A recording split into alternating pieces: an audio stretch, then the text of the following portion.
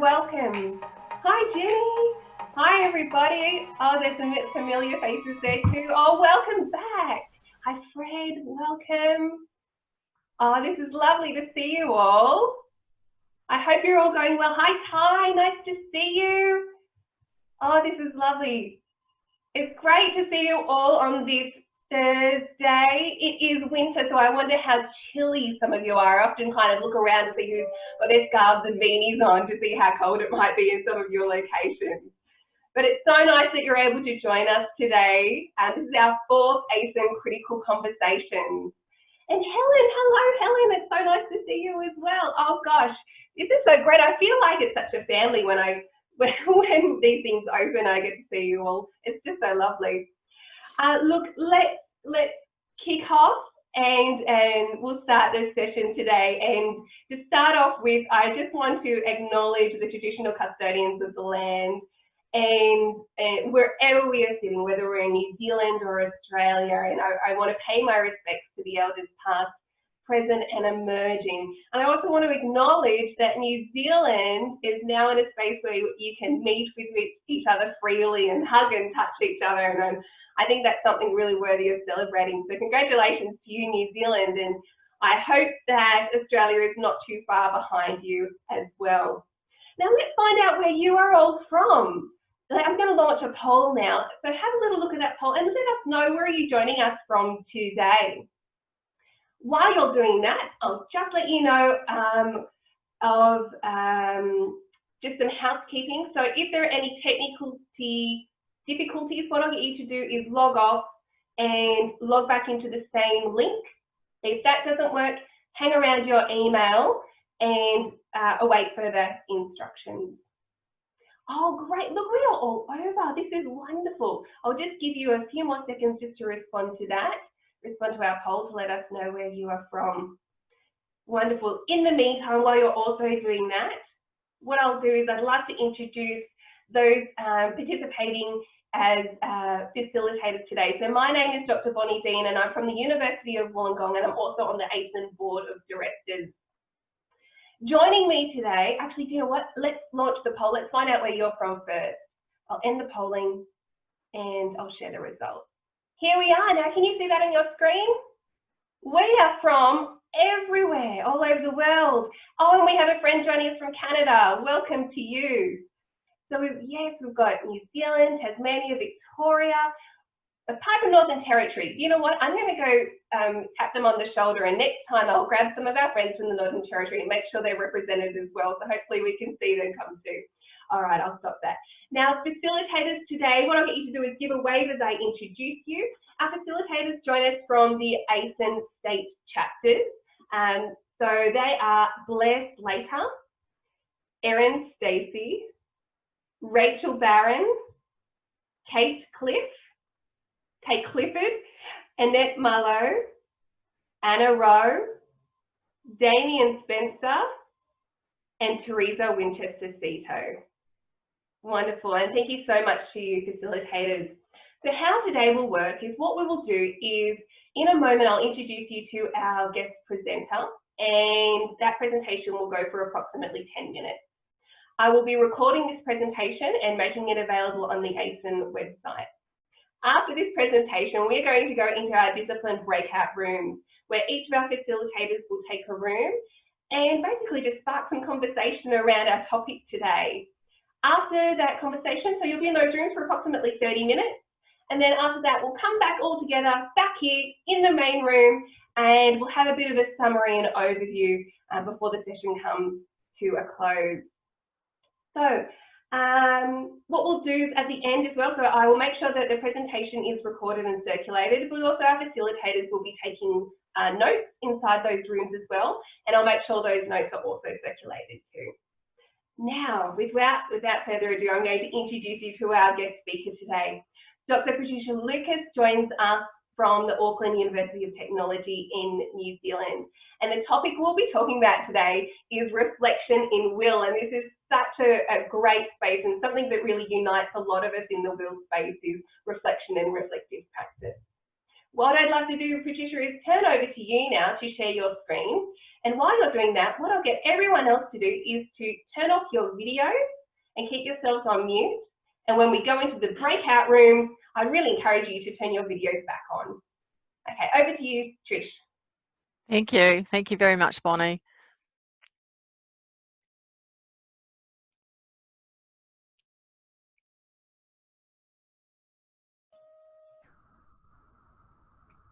Yep, that's great, Trish. We can see your screen now.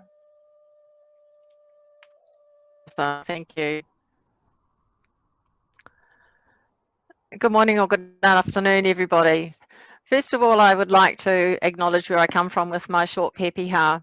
Tēnā koutou, tēnā koutou, tēnā koutou katoa.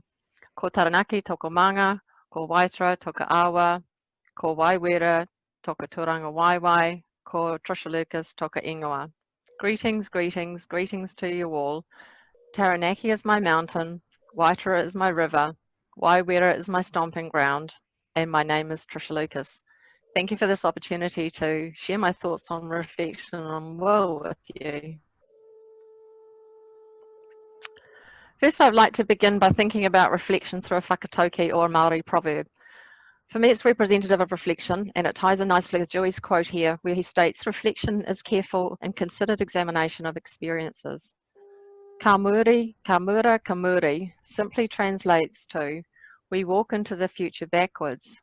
And I'd like to look at this more closely. Walking is something we learn to do from quite a young age. It's active and it's persistent. However, to walk backwards requires much more concentration, practice, and effort. It's not something we do naturally. Imagine trying to do this. This whakatauki also suggests that the past is clearly visible when we look back, but the view is not. We have imperfect information of the road we're on, and it is uncertain and unclear and can be quite challenging. We cannot easily predict the future. We can only be prepared to learn from the past. And we have a classic example recently, of course, with COVID. Therefore, we cannot assume that our students have learnt much about how to reflect. They may need to learn how to walk backwards into the future. I'd like to suggest that there is a spectrum to reflection, and a student may sit anywhere along this spectrum. And I'm sure that you and your will programs are aiming towards those higher levels of reflection with your students. At the low levels, we see descriptive reflection, which is commonly practiced, I guess, when we were using a journal or a diary. Students often feel quite comfortable in this space describing their experiences. However, moving along the spectrum, we can deepen the levels of reflection towards critical reflection. And we can possibly think of critical reflection potentially as being maybe the gold standard for reflection. However, critical reflection may feel uncomfortable, particularly when students feel that they are being critical of themselves and may be seen in a bad light. These higher levels of reflection are complex as it moves beyond self into these interpersonal, contextual, social, moral and ethical examinations of experience. So we cannot assume that our students are necessarily near the top of the spectrum. So for students to move along the spectrum towards that critical level requires guidance, support, feedback and structure. Reflection is a learning tool that we use in will, where we look at our experiences and we reflect on them. This is very much student-driven learning as they determine what to reflect on in their workplaces, where they experience experiences that are typically very, very unpredictable and complex and absolutely ill-structured. This slide identifies many of the reasons that we use reflection in will. It's quite a lengthy list here.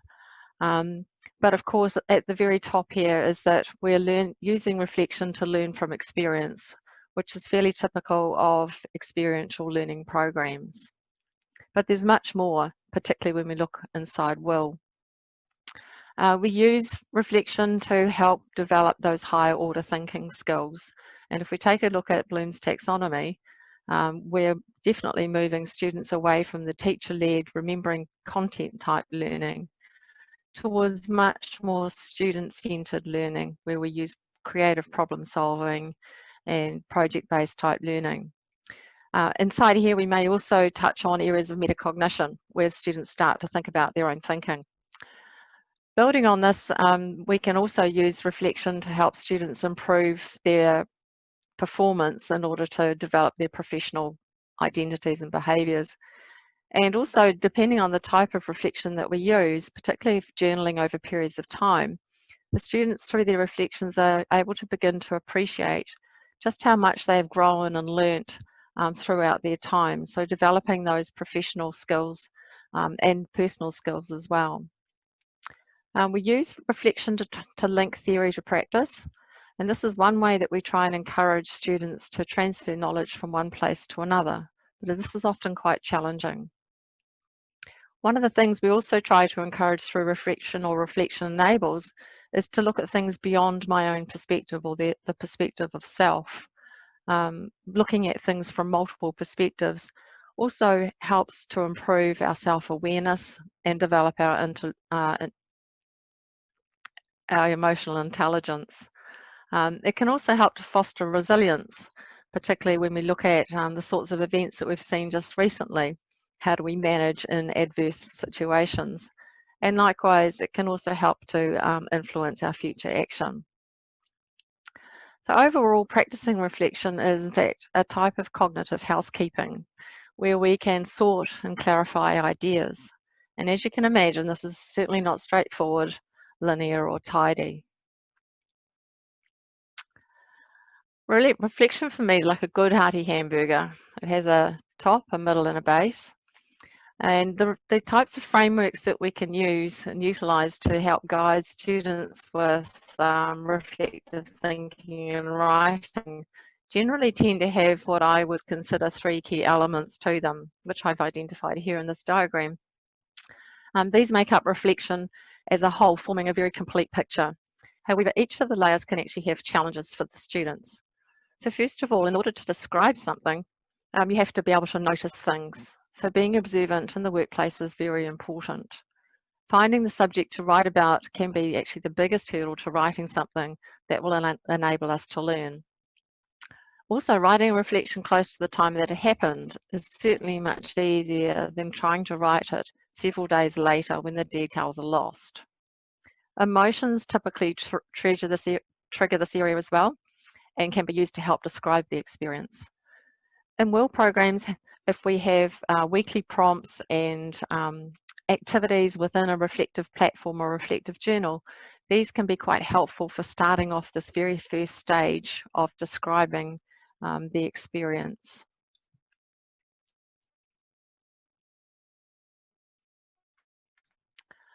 The depth of reflection is the middle. This is where it gets really meaty and hearty. The middle is the analysis, where we apply deeper thinking and start looking at the experience from different perspectives. It may include trying to explain the experience using theory, and it's also about interpreting what has happened and why. Students typically find this quite difficult to do and often struggle with identifying theory in practice, and likewise linking theory to their own practice and experiences. And finally, we come to the base. The base is the thinking about action. It's often focused on making improvements and how things could be done differently. However, this is also heavily dependent on what is found through a good analysis. So when introducing frameworks to students, I recommend beginning with one that is easy for students to connect with and use. For example, I generally start off with using the Borton's framework because it's quite simple and quite easy to remember, and then we can build from there and use more complicated frameworks. However, when you look at a framework, it's important to bear in mind the philosophical models. So find one that suits your context and work from there. Scaffolding that framework into your curriculum is important. However, if you do have students that are more advanced, perhaps encourage them to find a framework that works for them. Overall, student engagement with reflection is complex and influenced by many factors, and it's hugely variable from student to student. And a factor that enhances one student's practice of reflection may in fact constrain that of another. My research has identified 4 factors that influence students' engagement with reflection, so I'm just going to take a bit of time here to touch on each briefly. Firstly, the environment. Students enter a placement with orientations and assumptions about that particular workplace. They have preconceived notions of what the workplace might be like, and this typically stems from the knowledge they've gained from their prior experiences and learning. However, when these expectations are at odds with the reality, then reflection is generally driven, and these often centre around workplace cultures and the sense of belonging. Next to the experiences that the students have, workplaces of course are diverse, and so are the experiences each student has. What can drive reflection are experiences that enable the students to make sense of the professional demands and what it means to be developing a professional identity. For example, a student might ask, what are the things I need to do to be able to work here? In addition, students also often have this notion that if nothing goes wrong, then there's nothing to reflect on. Whereas in reality, positive experiences are ripe for reflection too. Thirdly, what a student is able to bring to the table is really important. The student's attitude will impact on their engagement and reflection is influenced by their level of enthusiasm for learning, their open-mindedness and preparedness to look at things from different perspectives, their self-confidence to manage situations, and their ability to be responsible for their own actions. This factor hinges on their readiness to reflect and their willingness to explore reflection. And lastly, reflection as a learning strategy. The process of reflection is often quite well understood by students, but in fact it's much more difficult to put into practice and to do it well. So how reflection is utilised in a WIL program will influence the degree to which the student engages in reflection. And finally, thinking back to Dewey's careful examination of experience and my whakatauki of walking backwards into the future, I'd like to draw my final inspiration from the tui bird, which you can see here in this image, and this photo was actually taken in my backyard. From a distance and at a quick glance, the tui actually looks like a very ordinary black bird. However, when we do take a good close look, it reveals that the tui is in fact blue and green with a bronze iridescent sheen, and it has a distinctive white tuft at its throat. So we see something much more exciting and interesting when we look at it more closely. So reflection brings to the fore the hidden meanings that can be used to build on our previous knowledge. We can use reflection for looking at the past, the present, and the future. Tēnā koutou, tēnā koutou, tēnā tātou katoa. Greetings, greetings, greetings to us all, and thank you. Thank you so much, Trish. That was wonderful. Thank you. What I'll get you to do is stop sharing your screen, please. Just a minute. I'm having That's trouble okay. Yeah. I'm having trouble getting back. Oh no. That's right. Okay, we can stay on this beautiful picture. Definitely stay here. At least it's a nice picture to look at the end, isn't it? It is, it's gorgeous. And look, Trish, you've given us a lot to really think about there. Thank you so much for sharing your wisdom with us. What we're going to do now, everyone, is I'm going to open up our discipline rooms, and you'll see a small box appear on your screen, and just click into that, and that will take you into your room. We'll be in the rooms for approximately 30 minutes before we come out. So please go and enjoy the conversation. I'll see you all again back here in 30 minutes. See you soon. Bye, everybody.